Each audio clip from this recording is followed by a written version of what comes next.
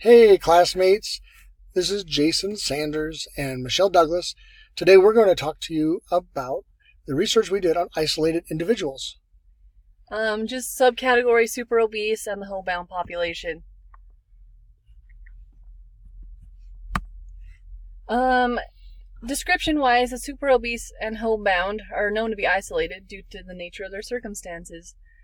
The super obese population is described as people who have a BMI over 50. The homebound individuals, and the way we're going to define that today, is those that are unable to live or leave home without help or assistance from other people or other equipment. And then within that, we want to break it down even further. And we're going to talk specifically about those that will only leave home once a week or less. So some people are homebound and they might leave home a couple times a week, but they still need help. For our purposes, we're going to look at those that are leaving home only one time a week or less. As far as the media, there's a lot of stigma and stuff out there about this population group. They've been known as lazy, mentally unstable, unclean, failures, a burden to their friends and family, fat, gross, socially awkward, handicapped, and helpless. As you can see, there's just not a lot of positive things that our culture puts out there. And we see this probably, most clearly as we think of shows like My 600-Pound Life that's out there, and maybe Hoarders that's out there, where we can see some of these individuals that are living at home and just they're portrayed in such a negative light. And so there's a lot to overcome for them in the culture, pop culture media. As far as support goes, obviously these guys are going to need extra support from friends and family. If they don't, it can put them at higher risk for self-neglect and deterioration from their overall health. They have a lot of needs, and it requires the help of others. It includes physical and emotional. Just setting up some help with family or friends, whether they need food, self-care help, whatever, what is obviously going to benefit this population. Thinking of the cyclical nature of really the disease process that they have, the underlying disease process, what we find is that them being homebound can come from many different things. There's physical and mental factors that come into play. Each case is individual, and I think that's important to note. There's not just one disease process. There's not just one path to becoming homebound. There's lots of different things that can cause that in the life of these individuals. But by being homebound and the fact that they live at home, so often are unable to care for themselves in a real healthy way, their personal hygiene, their cooking, cleaning the house, and things like that. These things compound over time, and it becomes cyclical in nature. Similarly, the super obese has a tendency to run in families, and everyone kind of develops the same eating habits, the same habits for exercise, same recipes are passed down, and things like that. And because of that, we see these things, again, they compound over time, along with genetic factors, and now all of a sudden we have a cyclical problem within the super obese population as well. As far as legal help, there's no law or even a system that enables people or the law or the government to go out and look for these individuals and help them and make sure all of their needs are taken care of. We addressed previously, though, that this population, is at high risk for being mentally unstable, and that can lead to hoarding. And there is hoarding laws in place that civilians do have to follow, but that has to be reported by citizens. Mm-hmm. So that complaint would have to be filed and followed up on. So some of those things aren't addressed. I think the other thing that was interesting as we looked through census information, so many things are covered when we do a census of the people in our country, but being homebound is not one of those things that's filed. And so how do we know how many homebound individuals there are? Well, sometimes we can look to Medicare and Medicaid numbers and be able to get an idea, but if the individual isn't using those services, then they're not going to show up on those numbers. And also, some people might be homebound for a time. They might be homebound for a few weeks while they're rehabbing a hip, and they could show up as numbers for being homebound, but they really don't qualify for that. So all this plays into the fact that there's a lot of unknowns, and so they're not getting the legal help, and they're not getting the help from the community that some other at-risk population groups are. Obviously, there's going to be some barriers with this isolated population. Communication is huge. They might not have the social networking. They might not have the technology. They might not even have the physical capabilities of moving around and making communication happen. Religion, help support, transportation, employment, mental health, you name it. Essentially, there's going to be a lot of barriers with this population group, so they need all the support that they can get. And with the transportation, I just want to chime in on that real quickly. And I know in Cache Valley, we do have the Cache Valley transportation system that's up in Cache Valley, and the buses go all over, and they're really good about taking people out. But how do you get from your house to the bus? Well, they do have a bus that comes by that has a wheelchair accessible, lift on it, but you have to request that, and even then you have to qualify for it. And so there's just a real lack of, meeting some of these needs.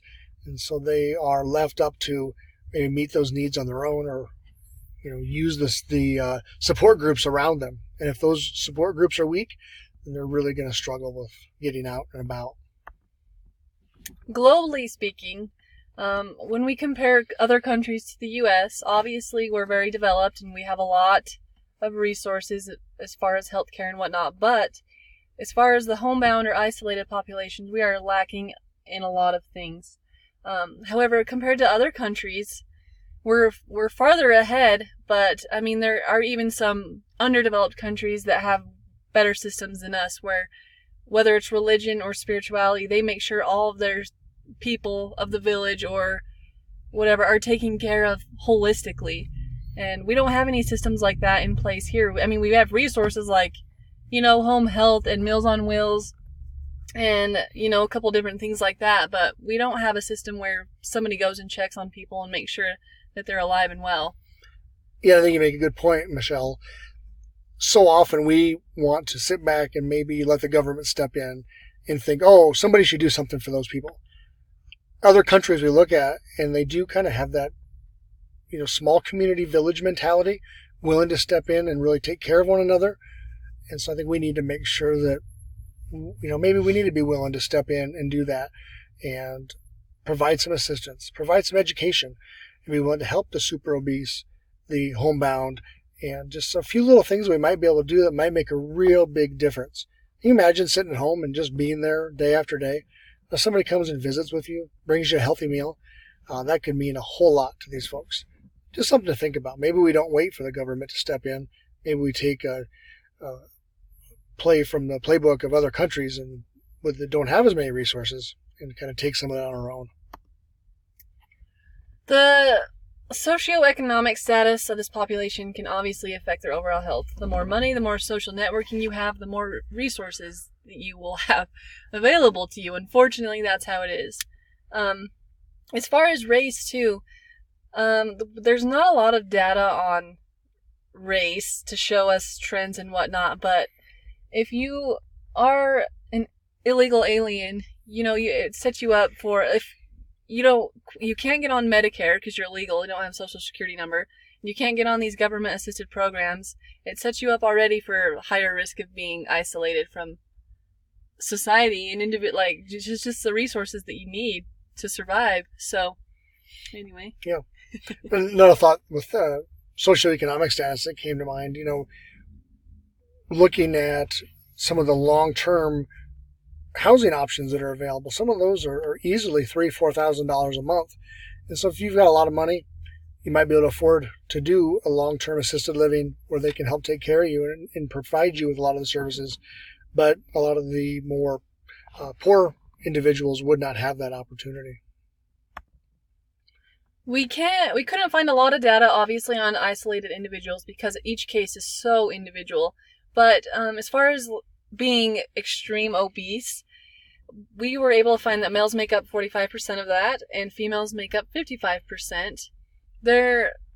As far as religion goes too, we weren't able to find dominant religions or whatever of this population group, But we obviously all know that religion and spirituality can affect anybody in a positive way. It gives people a sense of hope, and it can help them have a sense of belonging to an organization and the community. And it's been known to help people heal spiritually, and it should be addressed when treating patients holistically. As far as location goes, just thinking, on a global scale, what areas are going to be better suited to meet the needs of these isolated people groups?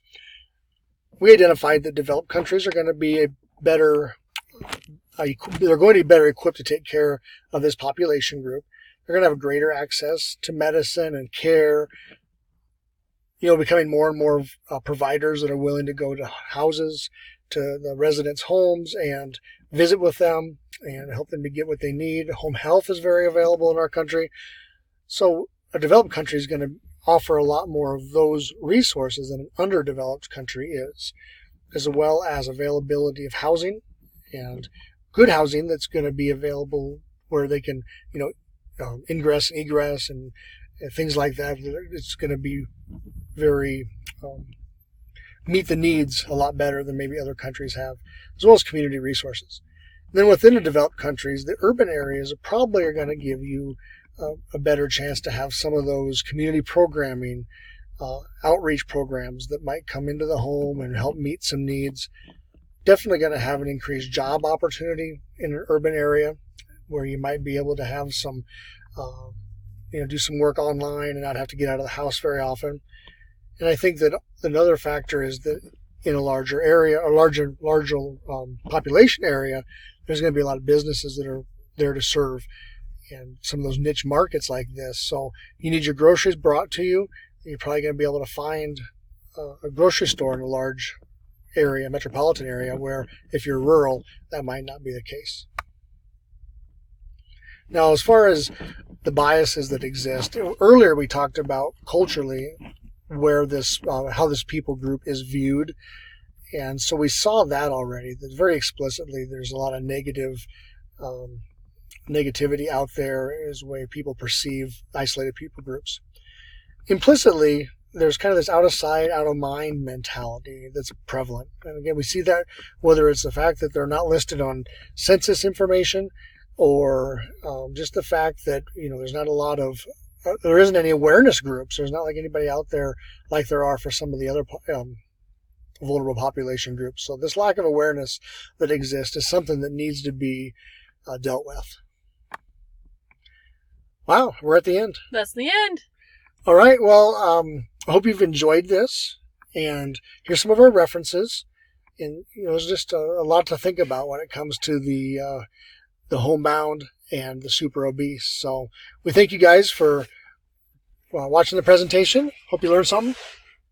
Yep. Bye. See you guys. Take care.